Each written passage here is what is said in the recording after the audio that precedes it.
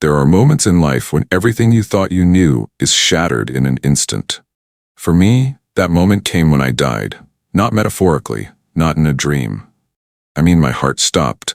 My body lay lifeless. And in those moments beyond death, I saw what few have ever seen and returned to tell the story. I was taken beyond time itself. I stood in a place where the past, present, and future collided. And there, Jesus revealed the truth, one that had been hidden from mankind for generations.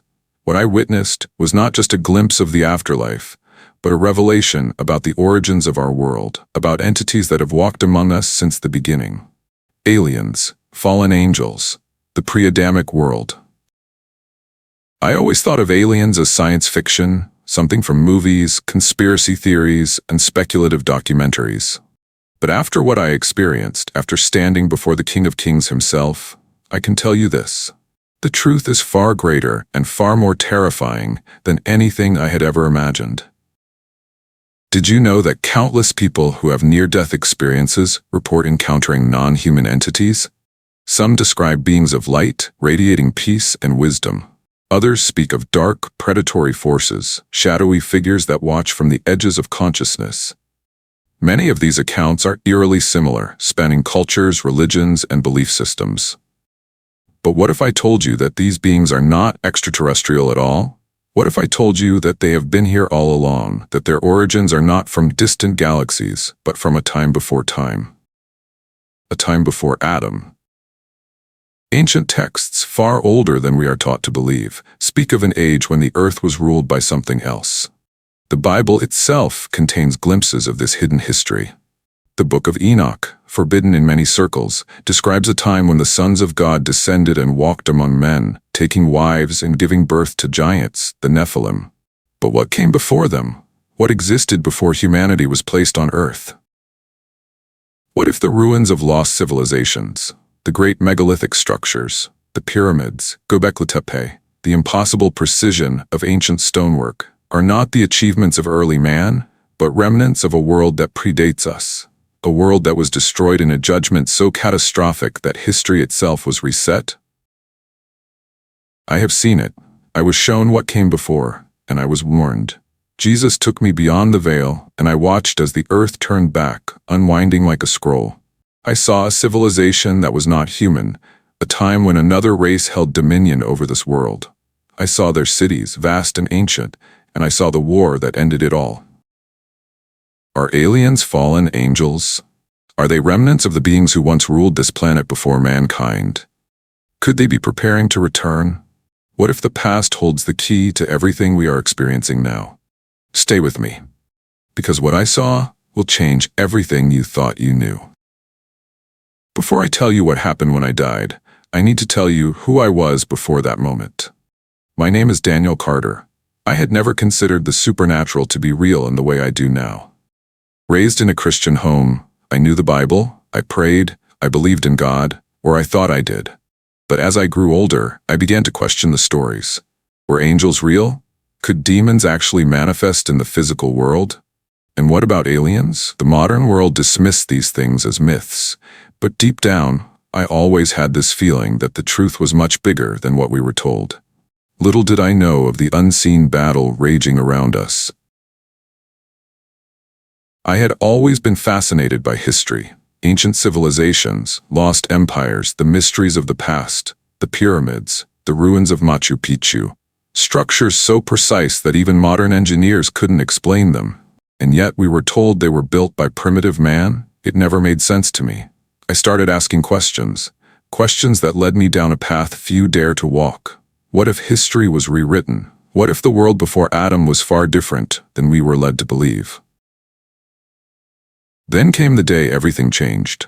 The day I died. It was a cold evening in November. The air was crisp, the sky clouded in a heavy darkness. I was driving home late from work, exhausted, my thoughts clouded. I barely remember the moment it happened. The blinding headlights, the sudden impact, the sound of metal crumpling, glass exploding into tiny shards. I remember the sensation of weightlessness, my body being thrown, the seatbelt cutting into my chest, and then, nothing. Silence, and then I was somewhere else. At first, I didn't realize what had happened. I was floating, looking down at the wreckage below me. I saw my body. The paramedics rushing in, shouting orders, the blaring sirens piercing the night air. I should have panicked. I should have felt fear. But instead, there was calm. An unnatural calm. As if I had been removed from it all. Then I felt it. A pull. A force greater than gravity itself. Something was drawing me away, lifting me into a tunnel of light stretching infinitely before me. I felt weightless, formless, like pure consciousness. I knew instinctively that I was leaving the physical world behind. But I never made it to the other side, because before I could enter, everything changed. The tunnel faded, the warmth vanished, and instead of paradise, I found myself somewhere else entirely. A world before man. The transition was instant. One moment I was in my car, the next I was floating above the wreckage. I saw my body, I saw the paramedics, but none of it mattered, because something was pulling me away. I was moving, fast, not just through space but through something beyond space. The air around me vibrated, though there was no wind. There was no up, no down, only forward. The world I had known faded behind me, and before me stretched an endless expanse. Then I saw it, the tunnel. It wasn't like the tunnels we know on Earth. It was massive, stretching infinitely, swirling with a light that was alive. It wasn't just illumination, it was knowledge, pure and unfiltered. I felt thoughts not my own, memories I had never lived, and yet I wasn't afraid. I was moving through it, drawn toward something at the other end. And then, I stopped. He was there. Jesus stood before me, his presence overwhelming, his eyes piercing yet filled with indescribable love. I knew him instantly, not from paintings, not from stories, but because my soul recognized its creator. The light around him was not like the tunnel. It didn't just shine, it breathed. It pulsed with a life force beyond comprehension. I tried to speak, but before I could utter a word, he did. You must see what was, to understand what is coming. His voice wasn't just sound, it resonated in every fiber of my being. And at that moment, the world around us shifted. I saw it, a time before man, a world ancient and lost, a kingdom that no longer existed, yet somehow, still did. And it was then I understood, our world was only the latest in a cycle far older than I ever imagined. The Earth, but not as we know it. I saw vast civilizations, structures too massive, too advanced for human hands. There were cities, towers of unimaginable scale built from stone so perfectly aligned that no technology today could replicate them. The energy around them was unlike anything I had ever felt, alive, humming, resonating with a force beyond human comprehension. This was Earth, before Adam. Jesus stood beside me, his presence calm yet filled with deep sorrow. Before mankind there was another order, he said, a world of beings who were created for dominion over this place. They were not human, they were not bound by time as you know it. I saw them. The elder race, the Ben Elohim, the sons of God. Towering figures of radiant light, their forms shifting between brilliance and solidity. They walked among their cities, their knowledge vast. They had power, wisdom, and authority. But they were not alone. Among them was one unlike the rest. He was radiant, commanding, the highest among them. His presence was overwhelming, his beauty unmatched. But in his eyes I saw something, a spark of something different. Pride, Lucifer.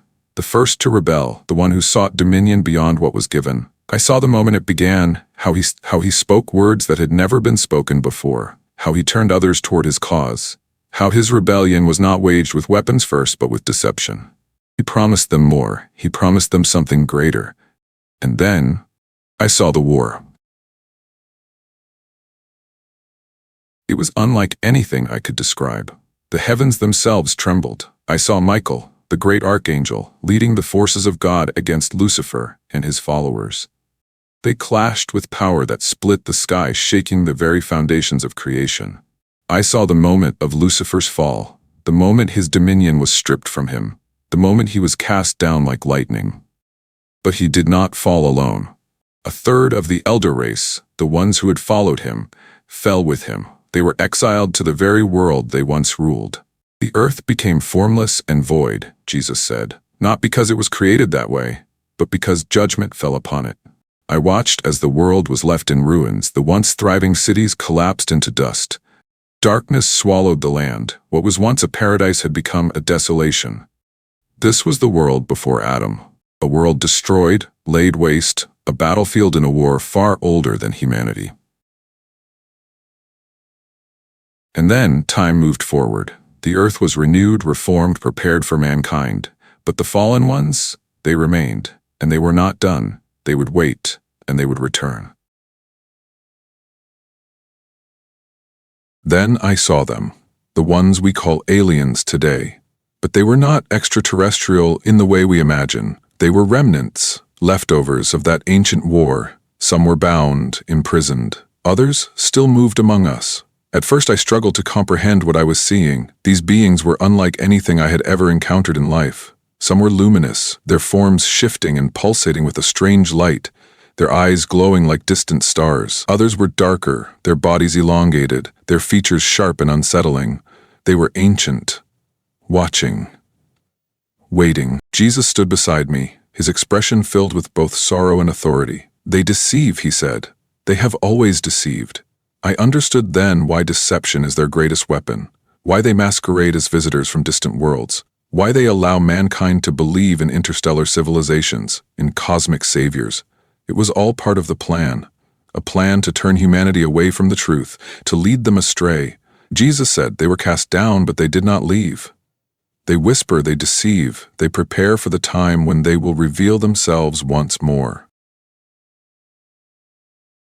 I saw the centuries unfold before me. I saw these entities weaving themselves into the mythologies of ancient cultures, presenting themselves as gods, offering knowledge, demanding worship. I saw them appear in different ages under different names. The Anunnaki, the Shining Ones, the sky gods of old. I watched as they manipulated kings and rulers, influencing the rise and fall of empires. They were never absent. They only changed their masks. And then I saw our own time. I saw governments convening in secrecy, shadowy meetings behind closed doors where powerful men spoke in hushed tones about disclosure. They had already made contact. They knew, but they would not tell the world the truth. I saw images, blurry UFO footage, leaked documents, news reports trickling information to the masses. The stage was being set. The world was being primed for what was coming. A great deception. Jesus turned to me, his voice firm. "When they come," he said, "many will fall away. They will believe the lie." And then I saw it the moment they revealed themselves. The world welcomed them with open arms. People rejoiced, believing salvation had come from the stars. They did not know, they could not see. These were not saviors, these were the fallen. Their deception was complete. They prepare for their return, Jesus said, but my people must know the truth. Then everything faded and I found myself back in my body, gasping for breath. In an instant it was over. I felt myself pulled backward, away from the light, away from his presence. A force beyond comprehension dragged me through space and time, a reversal of the journey I had just taken. The radiance of eternity began to fade, replaced by darkness, then a sudden, crushing weight. And then, pain. A burning, suffocating pain as air surged into my lungs. My chest convulsed violently. My body jolted as though struck by lightning. I gasped, my eyes snapping open, blinding hospital lights searing my vision. The voices of doctors and nurses echoed around me in a frenzy of disbelief. "He's back! He's back!" I could feel their hands pressing against me, their desperate attempts to stabilize my body. Machines beeped erratically.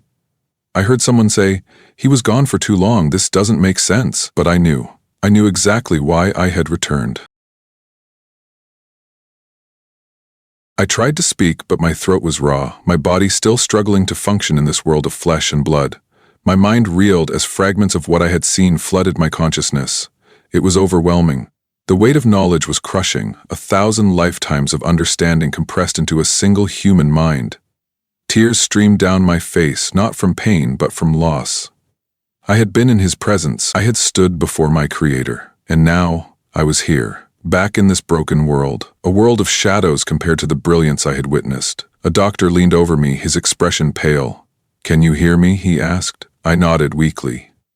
"You shouldn't be alive." I tried to respond, but the words wouldn't come. How could I explain to them what had happened?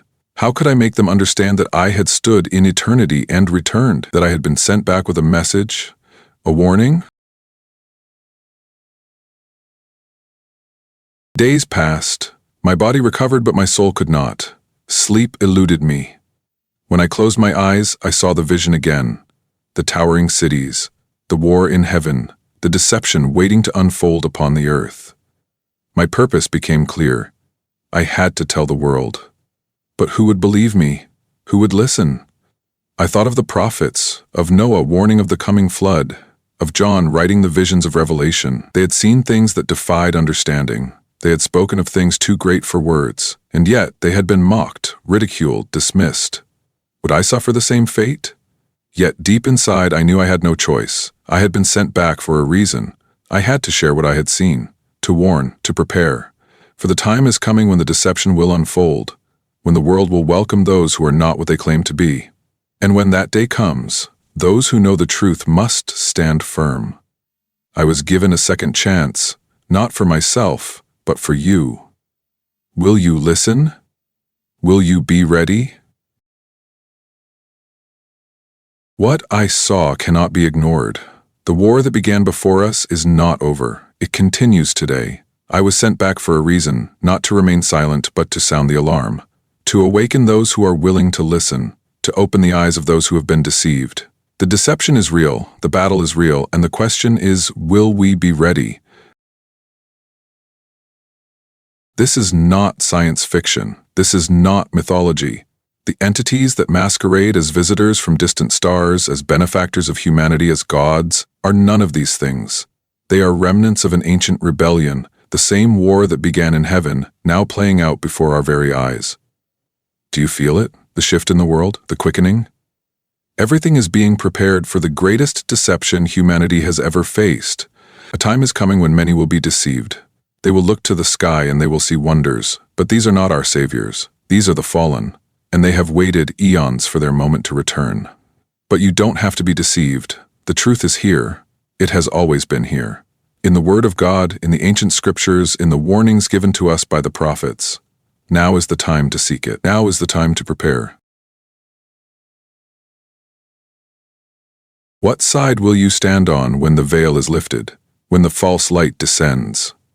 When the world is told to unite under one banner, under a lie? You must decide, because the time is short, and once the deception unfolds, many will fall. I want to hear from you. Do you believe these entities are fallen angels? Could the pre-Adamic world explain the mysteries of ancient civilizations? Have you ever had an experience you couldn't explain? Comment below, share your thoughts. Let's search for the truth together. 'Cause only by exposing the lie can we stand firm against it. And if this message resonated with you, if you feel the weight of what is coming, subscribe, turn on notifications, share this message. Because there is more to be revealed, and together we will uncover the truth. The time is short. The truth must be told.